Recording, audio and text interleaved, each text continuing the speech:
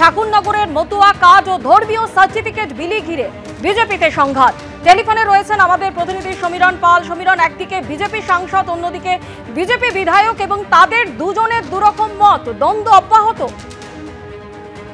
একেবারেই স্বর্ণালী, এত দ্বন্দ্ব অব্যাহত এবং যেটা দেখা গেল আজকে ঠাকুরনগরে মতুয়া ধামে যে আজকে নাট মন্দির অর্থাৎ হরিচাঁদ মন্দিরের উল্টো দিকে যে নাট মন্দির রয়েছে, সেই নাট মন্দিরে গত শনিবার থেকে কেন্দ্রীয় জাহাজ প্রতিমন্ত্রী শান্তনু ঠাকুরের উদ্যোগে মতুয়া কার্ড এবং ধর্মীয় শংসাপত্র বিলির প্রক্রিয়া চলছে এবং আজকেও সেই কাজ চলছে।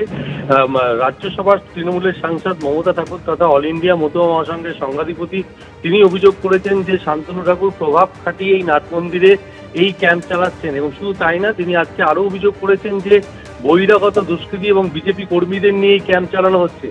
এ ব্যাপারে শান্তনু ঠাকুরের সঙ্গে আমরা বারবার যোগাযোগ করেছিলাম, তিনি কোনো প্রতিক্রিয়া দেননি, তার সঙ্গে কোনো যোগাযোগ করে উঠতে পারেনি।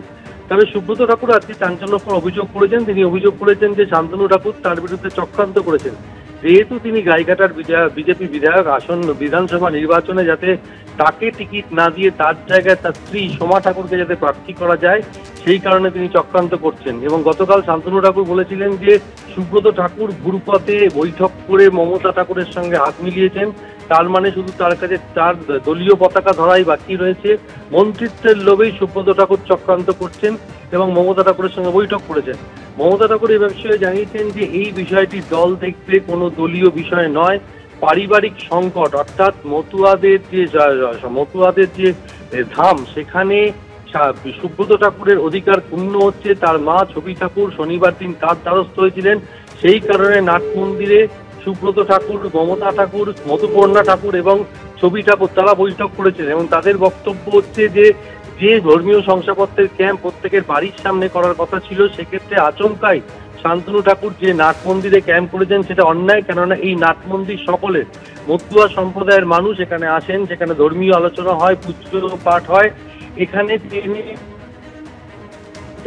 এ ব্যাপারে শান্তনু ঠাকুরের কোনো প্রতিক্রিয়া পাওয়া যায়নি। তবে এই বিজেপি বিধায়ক এবং বিজেপি সাংসদ অর্থাৎ শান্তনু ঠাকুর বনগাঁর বিজেপি সাংসদ, সেই দ্বন্দ্ব তাতে অস্বস্তিতে পড়েছে স্থানীয় বিজেপি নেতৃত্ব।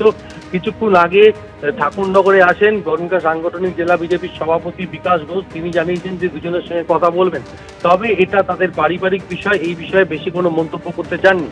সুব্রত ঠাকুর আজকে জানিয়েছেন যে তিনি গোটা বিষয়টি তিনি দলীয় নেতৃত্বকে জানিয়েছেন, তার বিষয়ে তিনি কিছু বলেননি।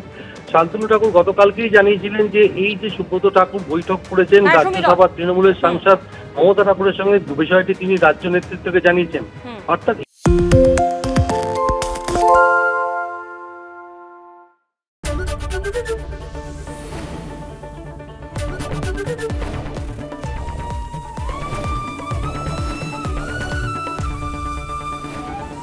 এবিপি আনন্দ এগিয়ে থাকে, এগিয়ে রাখে।